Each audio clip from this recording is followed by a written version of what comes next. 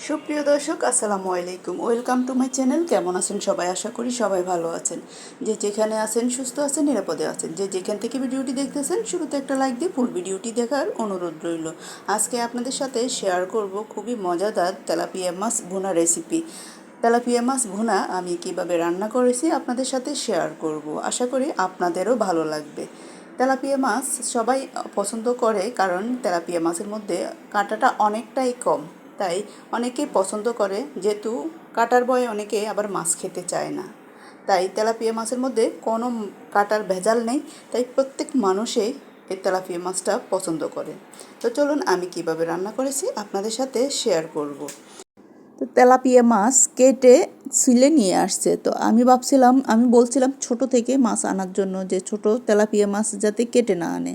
তো একটু বড় সাইজের তেলাপিয়া মাছ ছুলে একবারে সব কিছু ফেলে পরিষ্কার করে নিয়ে আসছে। তো এখন আমি কেটে নিব। আমি আমার পছন্দ মতো কেটে আমি ভালোভাবে পরিষ্কার করে ধুয়ে নিব। মাছগুলো অনেকটাই টাটকা টাটকা ছিল, আর সব সময় কিন্তু টাটকা মাছ পাওয়া যায় না। সব সময় যদি টাটকা মাছ খেতে হয় তাহলে একবারে গ্রাম সাইডে যেতে হয়, কিন্তু শহরের ভিতরে বেশিরভাগই টাটকা মাছ পাওয়া যায় কম। তো আমি মাছগুলো ভালোভাবে কেটে নিব, কেটে পরিষ্কার করে ধুয়ে নিব। ধুয়ে আমি হলুদ আর লবণ মেখে নিয়েছি অফ স্কিনে। চুলায় একটা কড়াই বসিয়ে দিলাম। কড়াইতে পরিমাণ মতো তেল দিয়ে দিব। আমি এখানে 4 টেবিল চামচের মতো তেল দিয়ে দিলাম। তেলটা গরম হয়ে আসলে মাছগুলো এক এক করে আমি দিয়ে দিব। আর তেলাপিয়া মাছ অনেকটাই কাঁটা কম হওয়ার কারণে সবাই পছন্দ করে, খেতেও ভালো লাগে। তেলাপিয়া মাছটা আমার কাছে খুব ভুনা ভুনা রান্না করলে খুবই ভালো লাগে। মাছগুলো এক এক করে দিয়ে দিব।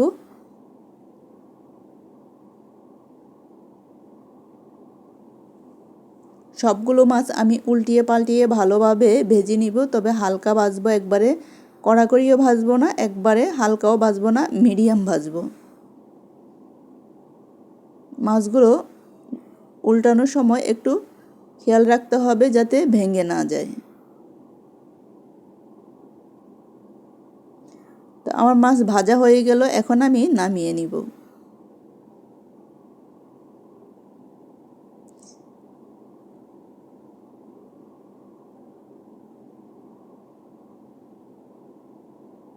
দেখতে পাচ্ছেন আমি কতটুকু ভেজে নিয়েছি। এখন আমি মাছগুলো উঠিয়ে নিয়েছি। এখন আমি ওই তেলেই রান্না করে নেব। এখানে আর কোনো তেল প্রয়োজন নেই, যতটুকু প্রয়োজন আমি একসাথে দিয়ে দিয়েছি। দিয়ে দিব হাফ টিস্পুনের থেকে একটু কম কালো জিরা। কালো জিরাটা হলো অপশনাল, যাদের ভালো লাগে আপনারা দিতে পারেন অথবা স্কিপ করতে পারেন। এখন দিয়ে দিব পেঁয়াজ পেস্ট। আমি এখানে হাফ কাপের মতো পেঁয়াজ পেস্ট দিয়ে দিব। পেস্টটা আমি ব্লেন্ড করে নিয়েছি, আপনারা চাইলে পাটায়ও বেটে নিতে পারেন। তবে এভাবে যদি পেঁয়াজ বেটে অথবা ব্লেন্ড করে রান্না করেন তাহলে যে ঝোলটা আছে বা গ্রেভিটা আছে ওটা অনেকটাই ঘনত্ব হবে, খেতে কিন্তু খুবই ভালো লাগবে। তো দিয়ে দিলাম হাফ টি স্পুনের মতো রসুন বাটা। দিয়ে দিব হাফ টি স্পুনের মতো আদা বাটা, হাফ টি স্পুনের থেকে একটু কম। এখন আমি ভালোভাবে কষিয়ে নিব যাতে আদা রসুনের গন্ধটা চলে যায়। আর এই যে পেঁয়াজের পেস্টটা ভালোভাবে ভেজে নিতে হবে যাতে কোনো কাঁচা গন্ধটা না থাকে। আর এখানে আমি একটা টমেটো ব্লেন্ড করে নিয়েছি, টমেটোটা দিয়ে দিলাম একসাথে সবগুলো। এখন আমি ভালোভাবে কষিয়ে নিব। দিয়ে দিব এখানে মরিচের গুঁড়ো। মরিচের গুঁড়োটা ঝাল আপনারা আপনাদের পছন্দ মতো ব্যবহার করতে পারেন। হলুদের গুঁড়ো হাফ টি স্পুনের মতো দিয়ে দিলাম। দিয়ে এখন আমি আবারও ভালোভাবে কষিয়ে নিব। হলুদ মরিচ সবগুলো উপকরণ একসাথে ভালোভাবে কষিয়ে নিব। আমি দিয়ে দিলাম সামান্য পরিমাণ পানি, হাফ কাপের মতো। এখন আমি এই পানিটা দিয়ে আমি ঝোলটা ভালোভাবে কষিয়ে নিব। এই মশলাটা যত কষাবেন তত খেতে কিন্তু অনেক ভালো লাগবে। দিয়ে দিলাম স্বাদ মতো লবণ। এখন আমি শুধু মশলাটা ভালোভাবে কষিয়ে নিব, এখানে আর কোনো মশলা ব্যবহার করব না।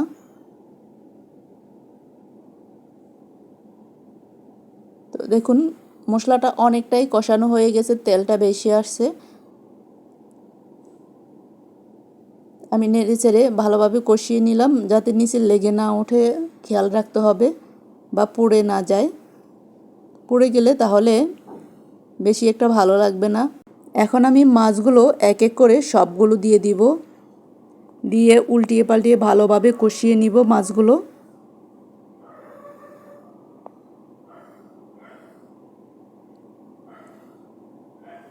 উল্টিয়ে পাল্টিয়ে ঢাকনা দিয়ে অপেক্ষা করব কিছুক্ষণ পর পর একটু নেড়ে চেড়ে দিব।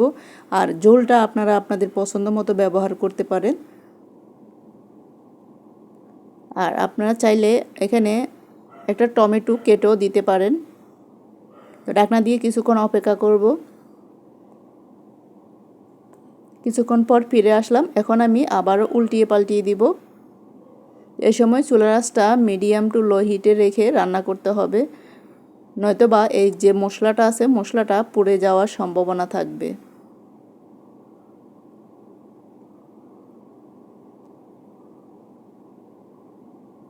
তা আমার প্রায় কষানো হয়ে গেল মাছগুলো সহ। এখন আমি দিয়ে দিব সামান্য পরিমাণ পানি।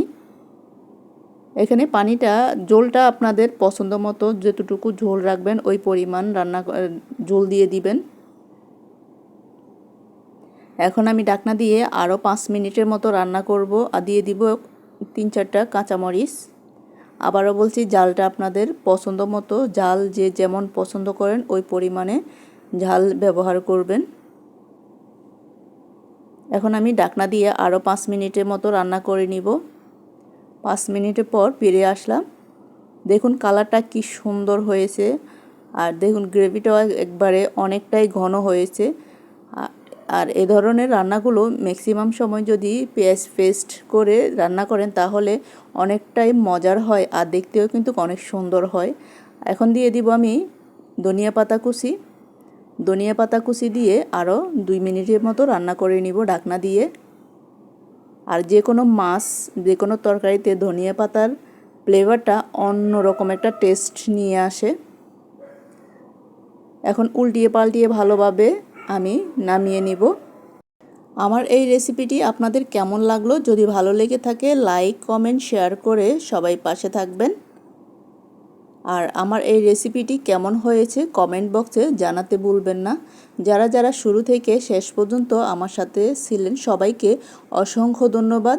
আর যারা নতুন যুক্ত হয়েছেন, যারা নতুন আমার এই ভিডিওটি দেখতেছেন, আমার চ্যানেলটি সাবস্ক্রাইব করে বেল বাটনটি অন করে দিবেন।